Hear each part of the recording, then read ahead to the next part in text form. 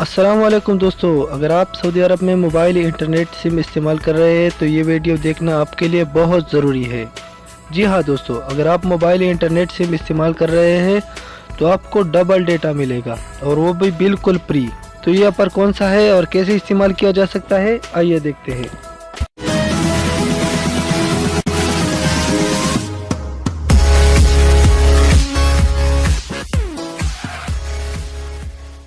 तो अगर आपके पास मोबाइल इंटरनेट सिम है और उसमें डाटा नहीं भी है तो आपको सिंपली मैसेज में जाना है और 222 लिखकर 605006 पर सेंड करना है।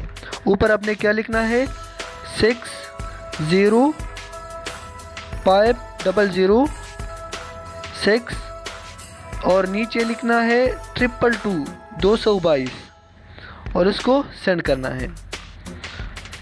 मैसेज सेंड करने के बाद आपको कंपनी से कंफर्मेशन मैसेज मौसूल हो जाएगा।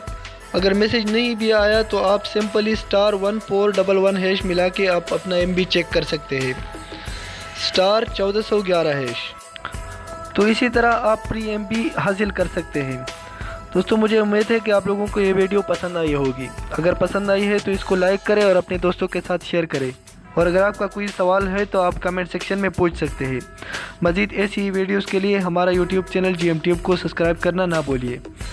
और अगर आप फेसबुक पर ये वीडियो देख रहे हैं तो वीडियो के ऊपर लिंक पर क्लिक करके आप हमारे यूट्यूब चैनल पर जा सकते हैं।